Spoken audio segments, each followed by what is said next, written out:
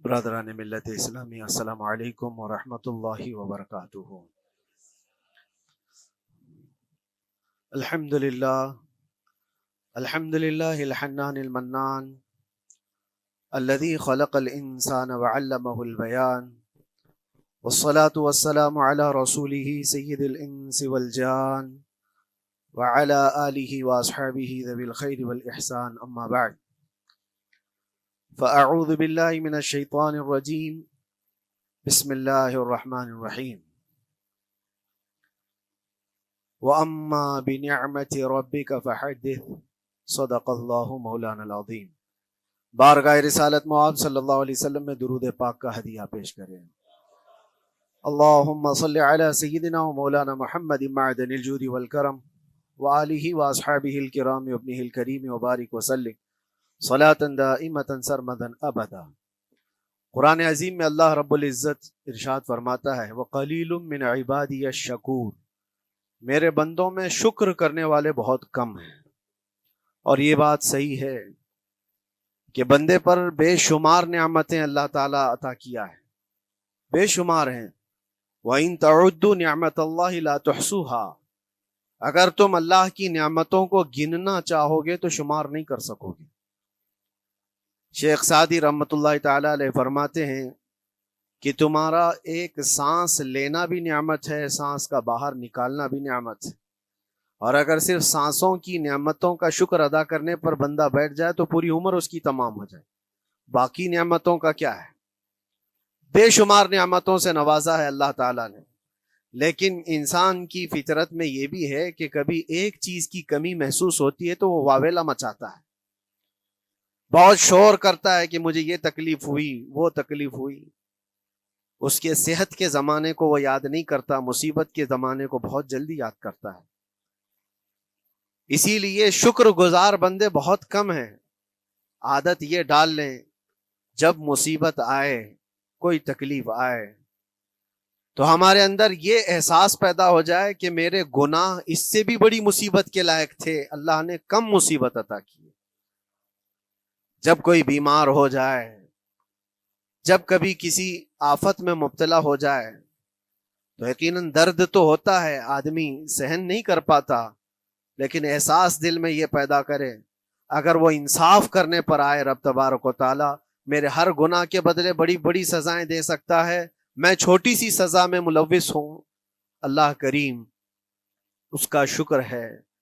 اسی طرح سے میرے عزیزو، ایک بات میں آپ کو بتاتا ہوں، خاص طور پر ہمارے قید کے زمانے میں بہت سارے ایسے قیدی جیل کے اندر جانے کے بعد ان کے حالات ایسے ہو جاتے ہیں، وہ نا امید اور مایوس ہو کر کفریہ جملے بکنے لگ جاتے ہیں۔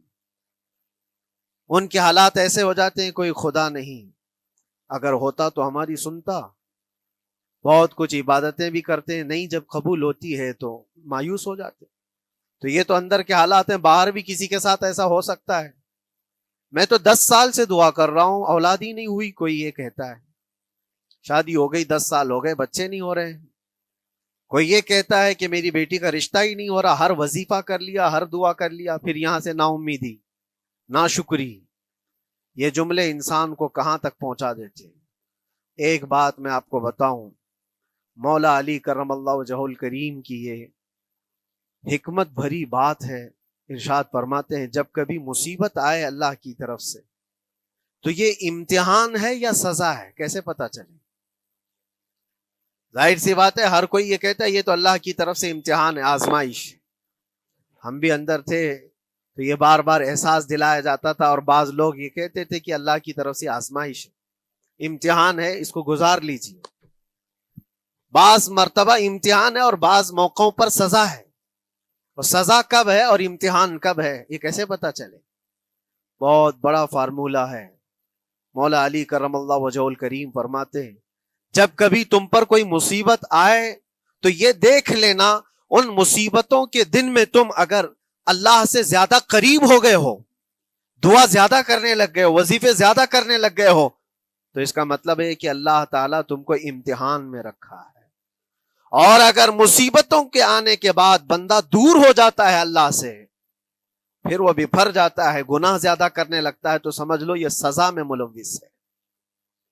اب سب کی زندگی میں یہ مصیبتیں جب آتی ہیں تو خود اپنے آپ کو ریئلائز کرے، احساس کر کے دیکھے کہ مصیبت آئی ہے تو میرے ہاتھ میں تسبیح آ گئی یا پھر گالی گلوچ، مصیبت یا آفت آئی ہے میرے گھر پر تو میں عبادت اور نماز کی طرف زیادہ جا رہا ہوں یا پھر عیش و عشرت کی طرف زیادہ جا رہا ہوں، تو تمہیں خود پتا چل جائے گا کہ تم اللہ کی طرف سے امتحان میں ہو یا پھر سزا میں ہو۔ میرے عزیزوں، بہت مقامات ایسے ہیں جہاں پر بظاہر مصیبت کی حکمت ہمیں نہیں معلوم ہوتی کہ کیوں آئی یہ مصیبت، کیوں دی گئی ہے ہمیں ایسی تکلیف۔ اسی کا نام تقدیر ہے کہ اللہ تعالیٰ کے لکھے ہوئے پر راضی رہنا یہ مومن کی شان ہے۔ مومن کو ہمہ وقت اللہ تبارک و تعالیٰ کی طرف سے لکھی ہوئی اس تقدیر پر راضی رہنا ہے۔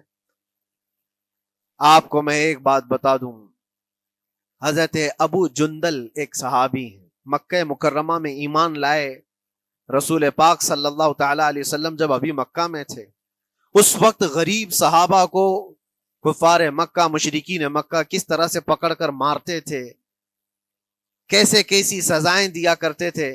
اسی اسنا میں اللہ کے نبی صلی اللہ علیہ وسلم ہجرت کر کے مدینہ تشریف لے گئے، لیکن جو ابو جندل تھے یہ قید میں تھے، قید میں تھے، ان کا باپ خود ان کو قید میں رکھا ہوا تھا، اور ایسی قید کہ زنجیریں بندھی ہوئی رہتی تھی، مسلسل کئی سال گزر گئے۔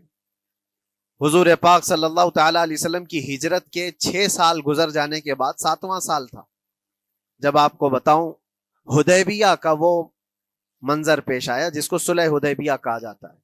تقریباً 1400 صحابہ کے ساتھ رسول کریم صلی اللہ تعالیٰ علیہ وسلم عمرہ کرنے کے لیے آئے، لیکن اس وقت مکہ کے کفار و مشرکین مکہ سے تقریباً 35 کلومیٹر باہر دور آپ کا راستہ روک لیا، کہا ہم آپ کو عمرہ کرنے نہیں دیں گے، آپ کے اصحاب کو، آپ کے صحابہ کو ہم مکہ میں انٹر ہونے نہیں دیں گے۔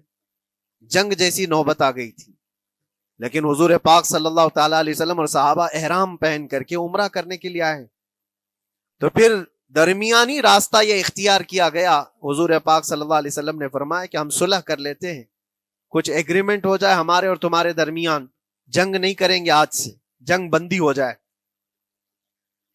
تو کفار مکہ اس بات پر راضی ہوئے، اور اس کے بعد صلح، جس کو کہتے ہیں صلح حدیبیہ، یہ بہت مشہور ہے۔ صلح حدیبیہ ہوئی، اس میں سارے پوائنٹس جو لکھے گئے تھے ایگریمنٹ کے اندر وہ سب مکہ والوں کی حمایت میں زیادہ تھے، دبا کر کے انہوں نے صلح کی تھی اس طرح سے ان کے الزام کے مطابق، یعنی اگر کوئی مکہ سے بھاگ کر مدینے جائے تو انہوں نے ایگریمنٹ میں لکھایا تھا کہ آپ کو وہ شخص ہمیں واپس کرنا پڑے گا، اور اگر مدینے سے کوئی بھاگ کر ہمارے پاس آئے تو ہم اس کو اپنے پاس رکھیں گے، ہم باہر واپس نہیں بھیجیں گے۔ تمہارا کوئی آدمی ہمارے پاس آ گیا بھاگ کر کے، یا ہمارا ہی وہاں رہنے والا کوئی آدمی آ گیا آپ کی امان سے نکل کر کے، تو ہم اس کو اپنے پاس رکھیں گے۔ ایسی بہت ساری شرطیں تھیں، میں کیوں کہہ رہا ہوں یہ بات سن لیجیے۔ یہ صلح حدیبیہ ہو گئی، ایگریمنٹ ابھی لکھا جانا تھا، وہ ابو جندل صحابی جو کئی سالوں سے مکہ میں قید میں تھے، زنجیریں توڑ کر کے وہ باہر نکل آئے، اور جب ان کو یہ خبر ملی کہ مکہ سے 35 کلومیٹر دور اللہ کے نبی صلی اللہ تعالیٰ علیہ وسلم اپنے صحابہ کے ساتھ پڑاؤ ڈالے ہوئے ہیں اور تشریف لانے والے ہیں، کسی طرح بچ بچاتے ہوئے وہ وہاں پہنچ گئے حدیبیہ کے مقام پر۔ جیسے ہی وہ پہنچے صحابہ میں ایک شور ہو گیا، صحابہ جانتے تھے کہ کتنے سالوں سے ابو جندل قید میں ہے، طرح طرح کی اذیتیں اٹھاتا ہے، بہت مصیبتیں اٹھائی ہیں ابو جندل۔ دیکھا ان کے جسم پر پورے زخموں کے نشان تھے، ہاتھوں اور پیروں میں زنجیریں لٹکی ہوئی تھیں۔ وہ اسی حالت میں صحابہ کے پاس آ گئے، صحابہ سب نے سینے سے سینہ لگایا، استقبال کیا، ابو جندل تم آ گئے ہمارے پاس، آ گئے۔ اب بات سنو، بڑی حیرت کی ہے، ایگریمنٹ لکھا جا رہا تھا اور ابو جندل مکہ سے فرار ہو کر کے آئے تھے۔ ابو جندل کا جو باپ ہے اور دوسرے جو رئیس مکہ کے تھے، قریش کے سردار، سبوں نے ہاتھ روک لیا اور کہا ہمارا ایک آدمی بھاگ کر آپ کے پاس آیا ہے، ایگریمنٹ کے مطابق اس کو آپ ہمیں واپس کرنا ہوگا، واپس لوٹانا ہوگا۔ مکہ میں رہنے والا شخص آپ کے پاس آیا ہے، وہ ہمارا قیدی ہے۔ حضور پاک صلی اللہ تعالی علیہ وسلم نے فرمایا ابھی تو لکھا نہیں گیا، اس سے پہلے وہ آیا ہے، چھوڑ دو اس کو، اس کے بعد جو بھی ہوگا اس پر عمل کریں گے۔ مکہ والوں نے کہا نہیں، ہم نہیں مانتے اس چیز کو۔ حضور پاک صلی اللہ تعالی علیہ وسلم نے یہاں تک فرمایا اس ایک شخص کو میری ضمانت میں دے دو، باقی تمہاری ساری شرطیں منظور کر لی جائیں گی۔ وہ رحمت للعالمین، نبی اکرم صلی اللہ تعالی علیہ وسلم اپنے غلاموں پر رحم کیسے نہ کریں؟ جب ان حالات میں دیکھا ابو جندل کو تو صحابہ بھی حضور کے پاس آئے اور کہا یا رسول اللہ صلی اللہ علیہ وسلم صلح کیوں کر رہے ہیں ان کے ساتھ؟ جنگ کریں گے ہم ان کو، ہم نے بدر میں، احد میں، خندق میں ان کے ساتھ جو مقابلے کی ہمیں تجربہ ہے، ہم ان کے پرخچے اڑا دیں گے، آپ اجازت دیں ہم جنگ کریں گے۔ اللہ کے نبی فرماتے ہیں میں جو دیکھ رہا ہوں وہ تم نہیں دیکھ رہے ہو، اللہ کا حکم نہیں ہے جنگ کرنے کا، صلح ہے۔ صلح ہو گئی، لکھا جا رہا تھا، اور یہ ابو جندل آئے۔ اب جب حضور پاک صلی اللہ تعالی علیہ وسلم نے فرمایا ٹھیک ہے، ایگریمنٹ کے مطابق ابو جندل کو مکہ واپس بھیجنا پڑے گا، اتنا فرمایا تھا حضور نے، ابو جندل دھاڑے مار مار کر رونے لگے اور صحابہ کو جا کر کے اپنے زخم دکھانے لگے کہ دیکھو مجھے واپس بھیجا جا رہا ہے، مجھے واپس بھیجا جا رہا ہے۔ تو صحابہ کے اندر بھی جوش تھا، اپنا آدمی جب کوئی اتنا مظلوم ہو، اتنا مار کھایا ہو، اور پھر واپس انہی ظالموں کے سامنے اس کو بھیجا جانا ہو تو کیا کیفیت ہوگی۔ تو وہ ابو جندل سارے صحابہ کے بیچ میں چھپ چھپاتے ہوئے رو رہے تھے۔ اللہ کے نبی صلی اللہ علیہ وسلم تشریف لائے اور فرمایا ابو جندل میں کہہ رہا ہوں واپس چلے جاؤ، واپس جاؤ، مکہ جاؤ۔ تو انہوں نے کہا یا رسول اللہ صلی اللہ علیہ وسلم ان زخموں کے ساتھ واپس جاؤ؟ اللہ کے نبی صلی اللہ علیہ وسلم نے فرمایا ہاں ابو جندل، اللہ کی مرضی یہی ہے، اور اللہ کا نبی وہی کہتا ہے جو اللہ کی مرضی ہوتی ہے۔ یہ میں کہہ رہا ہوں بظاہر تکلیفوں کی حکمت ہمیں معلوم نہیں ہوتی، لیکن ہمیں عمل کرنا چاہیے۔ نبی پاک صلی اللہ تعالی علیہ وسلم کا جب حکم ہوا، ابو جندل انہی زنجیروں کے ساتھ ان کے باپ کے حوالے کر دیے گئے، وہ گھسیٹتے ہوئے لے جا رہا تھا، گھسیٹتے ہوئے واپس انہی قیدیوں کی طرح لے جا رہا تھا۔ سب کی آنکھوں میں آنسو تھے، لیکن حکمت الہی کیا ہے یہ کون جانتا ہے؟ بظاہر اللہ تبارک و تعالیٰ کی طرف سے یہ دی ہوئی آزمائشیں، یہ تکلیفیں، اس کی حکمت وہ بہتر جانتا ہے۔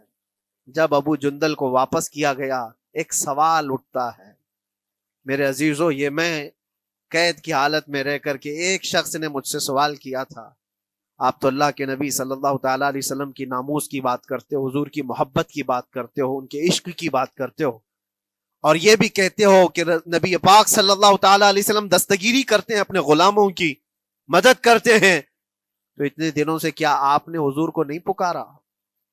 کیا رسول پاک صلی اللہ تعالی علیہ وسلم سے محبت اور عشق کی بات کے بعد آپ نے بھیک نہیں مانگی؟ اس وقت یہ واقعہ یاد آیا، میں تو ابو جندل کے پاؤں کے ناخن کی مٹی کے برابر بھی نہیں۔ وہ صحابی رسول تقریباً ان کے متعلق کہا گیا ہے 6 سے 8 سال تک وہ ان کی قید میں رہے، تو کیا رسول پاک صلی اللہ علیہ وسلم کو خبر نہیں تھی؟ خبر تھی، لیکن ہوتا ایسا ہے کہ جو جتنی محبت کرتا ہے اتنے ہی امتحانوں سے گزارا بھی جاتا ہے، اس کو امتحان دینے پڑتے ہیں۔ اسی لیے بار بار میں یہ بات کہتا ہوں، حضور پاک صلی اللہ تعالی علیہ وسلم کی ناموس کی بات کرنا، عظمت رسالت کی بات کرنا، یہ حلوے پراٹھے کھانے کا نام نہیں ہے، یہ شہادت گہے الفت میں ہے قدم رکھنا۔ لوگ آسان سمجھتے ہیں مسلمان ہونا، حضور پاک صلی اللہ تعالی علیہ وسلم کی شریعت طاہرہ کو بچانے کے لیے ہی تو، حضور کی ناموس کی حفاظت کے لیے ہی تو مولا امام حسین نے اپنی گردن دے دی، اپنے بچوں کی قربانی دے دی، اپنا عیش آرام سب تیاگ دیا۔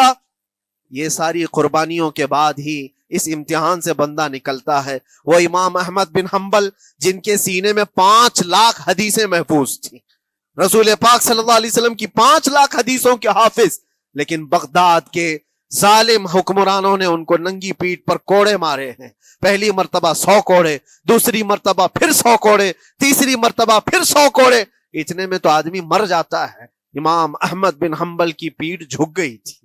میرے عزیزو، یہی ہے جس کو ہم کہہ رہے ہیں شہادت گہے الفت میں ہے قدم رکھنا۔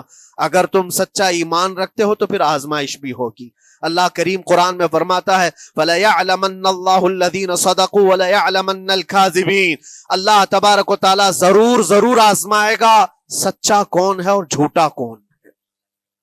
مصیبتیں آئیں گی، آندھیاں آئیں گی، لیکن جمے رہو، ڈٹے رہو، اللہ رب العزت سے کبھی بھی اپنا رشتہ نہ توڑو، اور جو تمہارے اندر ایمان ہے، توکل اور یقین ہے، ذرا برابر بھی فرق آنے نہ پائے۔ آج نہیں قبول ہوئی کل ہوگی، کل نہیں قبول ہوئی پرسوں ہوگی، کبھی نہ کبھی تو دعا قبول ہوگی۔ دنیا داروں کے دروازے کھٹکھٹاتے ہیں تو ایک نہ ایک دن دروازہ کھلتا ہے، وہ ارحم الراحمین ہے، وہ ارحم الراحمین ہے، دروازے کھولتا ہے، لیکن وہ بہتر جانتا ہے کس وقت دروازہ کھلنا چاہیے۔ ہم اپنی مرضی کے مطابق رب کو نہیں چلا سکتے، مولا تعالیٰ جیسا چاہے ہمیں ویسا چلنا چاہیے۔ ایک بات اور میں بتا دوں سید، یہ تو دوسرے لوگوں کی بات ہے جس میں ہمارے قصور ہیں، ہمارے جرم ہیں، ہمارے گناہ ہیں، جس کی وجہ سے مصیبتیں آئیں گی، لیکن اللہ کے نبی کا کوئی گناہ نہیں ہوتا۔ جو نبی ہوتے ہیں وہ معصوم ہوتے ہیں۔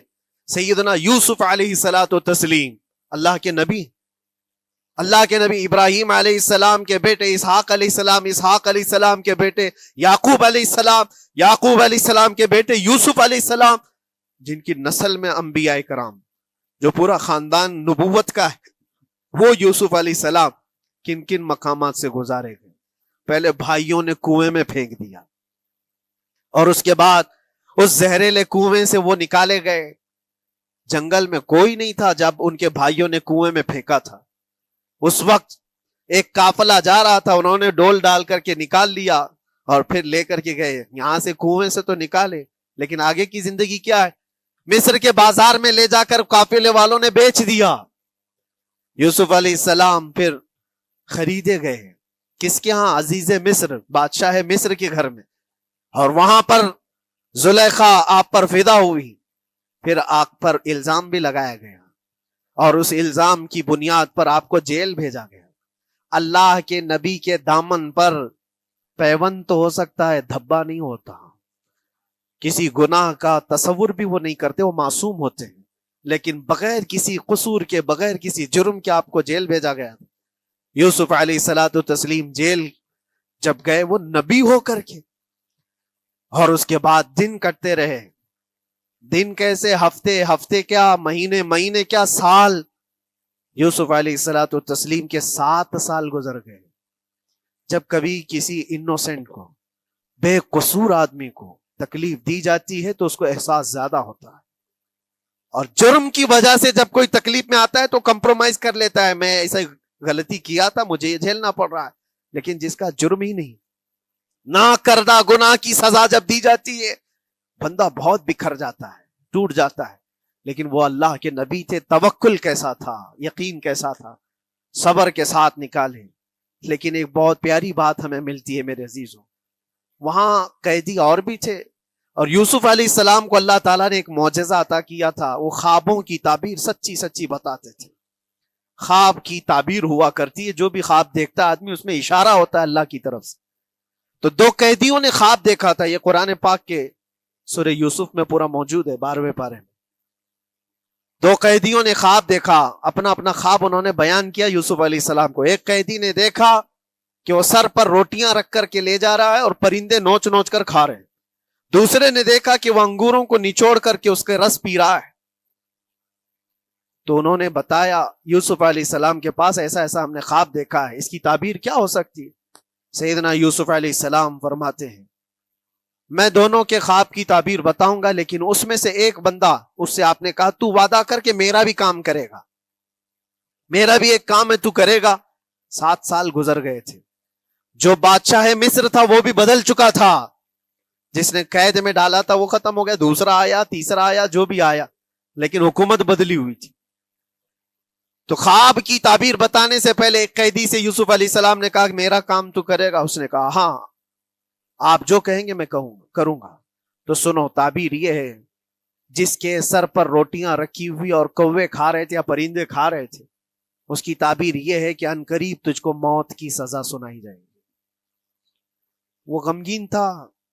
دوسرے سے کہا تو انگور کے رس نچوڑ کر پی رہا تھا، تیرے خواب کی تعبیر یہ ہے کہ عنقریب تجھ کو رہا کر دیا جائے گا۔ تو آزاد ہوگا، اور تجھ سے ہی میرا کام یہ ہے کہ آزاد ہو کر جائے گا تو تو موجودہ وقت کے جو بادشاہ ہے، شاید اس کی فوج میں شامل ہو جائے یا اس کے سپاہیوں میں وزیروں میں، تو میری یہ بات اس تک پہنچا دینا، پچھلے 7 سالوں سے بے گناہ بے قصور ایک قیدی اندر ہے، اس کو آزاد کر دیا جائے، اس کو آزاد کر دیا جائے۔ اس نے کہا بالکل، اگر میں چھوٹا تو آپ کا ایک کام ضرور کروں گا۔ سنیے بات، چند دن نہیں گزرے تھے کہ اس ایک قیدی کو موت کی سزا ہو گئی، اس کو موت کی سزا سنائی گئی اور پھانسی ہو گئی۔ دوسرا یہ جو قیدی جس کو آپ نے رہائی کی خوشخبری دی تھی، اس کی بھی رہائی کی خوشخبری آ گئی، وہ آزاد ہو گیا۔ لیکن قرآن پاک میں ہے، آزاد ہو کر جب جاتا ہے آدمی تو پچھلا بھول جاتا ہے۔ اکثر ایسا ہی ہوتا ہے، کیا جیل کے دوست کون تھے کیا تھے کچھ پتا نہیں، اور آدمی تو یہ سوچتا ہے دوبارہ کبھی ادھر کے دروازے کو بھی نہ دیکھو، آیا اور بھول گیا۔ یوسف علیہ السلام نے جو کام دیا تھا وہ بھول گیا، یہاں تک کہ قرآن میں اللہ فرماتا کئی سال گزر گئے، 1-2 دن نہیں، سالوں گزر گئے، اور وہ بادشاہ کی فوج میں شامل تھا یا بادشاہ کے مصاحبین میں شامل تھا، قریبی لوگوں میں۔ ایک زمانے کے بعد مدت ہوئی، اور اس وقت سوچیے آپ کتنا وقت حضرت یوسف علیہ السلام نے کاٹا ہوگا۔ ایک دن آپ بے اختیار رو پڑے اللہ کی بارگاہ میں۔ یہ میں آپ کو بتا رہا ہوں، کبھی کبھار انسانی فطرت کا تقاضا ہے، اللہ تبارک و تعالیٰ کی بارگاہ میں رو پڑے اور کہا اے رب العالمین، اے ارحم الراحمین، یہ دن کب ختم ہوں گے؟ یہ جس طرح سے مجھے جیل کی سلاخوں کے پیچھے بند کیا گیا ہے، ان مصیبتوں سے کب آزادی ہوگی میرے مولا یا ارحم الراحمین؟ جواب رب تعالیٰ کی طرف سے آیا، یہ ہمارے اور آپ کی بات نہیں ہے، یہ اللہ کے نبی کی بات ہے۔ اب سنو، یوسف علیہ السلام کو جواب آیا، اے یوسف، جب تجھے جیل سے نکلنا ہی تھا، تجھے باہر جانا ہی تھا، تو دنیا کے بادشاہ کے پاس سامنے کیوں ریکویسٹ رکھا، میرے سامنے رکھ دیا ہوتا۔ اللہ اکبر، یہ توکل کا اعلیٰ درجہ ہے۔ اتنی مصیبتوں کے بعد بھی تم نے اس سپاہی کو کیوں اپنا قاصد بنا کر بادشاہ کے سامنے بھیجا کہ میری آزادی ہو جائے؟ یوسف علیہ السلام بہت روئے، سجدے میں گر کر کے مولا مجھے معاف کر دے، اور میرے ہر شے کا تو مالک ہے، اب میں زندگی بھر قید میں رہوں یا آزاد رہوں یہ تیری مرضی پر ہے۔ میرے عزیزو، پھر یوسف علیہ السلام کے ساتھ کیا ہوا؟ بادشاہ نے خود ایک خواب دیکھا اور وہ پریشان تھا، خوابوں کی تعبیر کوئی بتا نہیں رہا تھا۔ تب اس قیدی کو چھوٹے ہوئے کو یاد آئی بات کہ جیل میں ایک آدمی ہے جو سچی تعبیر بتاتا ہے۔ پھر اس نے بادشاہ سے کہا ایک قیدی بہت شریف اور صالح ہے، وہ سچی تعبیر بتائے گا، آپ کہے تو میں اس کو لے آؤں، اور اس نے مجھے یہ کہا بھی تھا کہ اس کو آزاد کرنا ہے، آپ کے پاس ریکویسٹ رکھنی ہے کہ وہ بے قصور قید میں ہے۔ بادشاہ نے معلومات حاصل کی اور اس کے بعد پروانہ دے دیا کہ اس قیدی کو آزاد کیا جائے جس کو بے قصور رکھا گیا ہے، اور میرے خواب کی تعبیر بتائی جائے۔ یوسف علیہ الصلوۃ والتسلیم کو لوگ آئے لینے کے لیے۔ اب یہاں منظر اور ہے میرے عزیزوں، کہا کہ بادشاہ نے خواب دیکھا، اس کی تعبیر بتائے۔ آپ نے تعبیر تو بتا دی کہ کیا ہونے والا ہے اگلے 7 سالوں میں بادشاہ کے ساتھ، یہ ساری تعبیر بتائی، لیکن جب آزاد کرنے کی بات آئی تو آپ نے کہا رہنے دو، اب مجھے قید میں رہنے دو، اس لیے کہ آپ کو یہ احساس ہوگا کہ میں بادشاہ کے پاس کیوں رکھا ہے اس مقدمے کو۔ لیکن بعد میں بادشاہ اور اس کے مصاحبین اور اس کے وزیر آپ کو اصرار کرتے ہوئے لے گئے اور لے جا کر کے سیدھے وزیر اعظم کے تخت پر بٹھا دی، سیدھے وزیر اعظم کے تخت پر بٹھا دیا۔ پھر رب تبارک و تعالیٰ نے فرمایا اے یوسف، جب تک ہم چاہیں تب اندر رہے گا آدمی، اور جب ہم چاہ لیں باہر تو پھر اپنی مرضی سے کوئی اندر بھی نہیں رہ سکتا۔ حقیقت ہے میرے عزیزو، جب مصیبتوں کے ختم ہونے کا وقت آئے پھر پوری دنیا کھڑی ہو کر کے بھی تم کو مصیبت نہیں دے سکتی۔ تکلیف نہیں دے سکتی. اور رب تبارک و تعالیٰ نے فرمایا وَإِن يَمْسَسْكَ اللَّهُ بِضُرٍّ فَلَا كَاشِفَ لَهُ، اگر تم کو اللہ کی طرف سے کوئی مصیبت آئے تو کوئی اس کو ہٹانے والا نہیں ہے. وَإِن يَمْسَسْكَ اللَّهُ بِخَيْرٍ فَلَا رَادَّ لِفَضْلِهِ، اور اگر اللہ تبارک و تعالیٰ کوئی بھلائی کسی بندے کو دے دے تو دنیا کی کوئی طاقت اس کو روک بھی نہیں سکتی. آج اگر رب تبارک و تعالیٰ ہم کو کوئی مقام اور مرتبہ دے دے، کوئی عزت اور انعام دے دے، سارے کتے بھونکتے رہیں، اس انعام کو کوئی رد نہیں کر سکتا. اللہ تبارک و تعالیٰ کا دیا ہوا فضل اس کو کوئی کاٹ نہیں سکتا، اور اس کی دی ہوئی مصیبت کو کوئی دوسرا ٹال بھی نہیں سکتا. اسی لیے آؤ لگے رہو اسی بارگاہ میں اور عرض کرو کہ مولا مجھ سے جو خطائیں ہوئی ہیں اس کو درگزر فرما دے، اور جس طرح کی بھی تو زندگی دیا ہے یہ تیرا شکر ہے مولا. شکر ادا کرنے کی عادت ڈال لو. اللہ تبارک و تعالیٰ فرماتا ہے لَإِن شَكَرْتُمْ لَأَزِيدَنَّكُمْ، اگر تم شکر ادا کرو گے تو میں اور زیادہ عطا کروں گا، اور زیادہ عطا کروں گا. آج اگر تھوڑی سی مصیبت ہے تو شکر ادا کرو کہ مولا بڑی مصیبت تو نہیں آئی ہے، یہ بھی تیرا کرم ہے، تیرا احسان ہے. مصیبت زدہ لوگوں کو دیکھتا ہوں تو پھر میں یہ کہتا ہوں ہاتھ بھی سلامت ہے، پیر بھی سلامت ہے، آنکھ بھی سلامت ہے، زبان بھی سلامت ہے، دماغ بھی چل رہا ہے. کیا یہ شکر کرنے کا موقع نہیں ہے؟ یہ شکر کرنے کا مقام نہیں ہے؟ آؤ ہر دن اللہ کا شکر ادا کرو، شکایتیں کم کرو. اللہ تبارک و تعالیٰ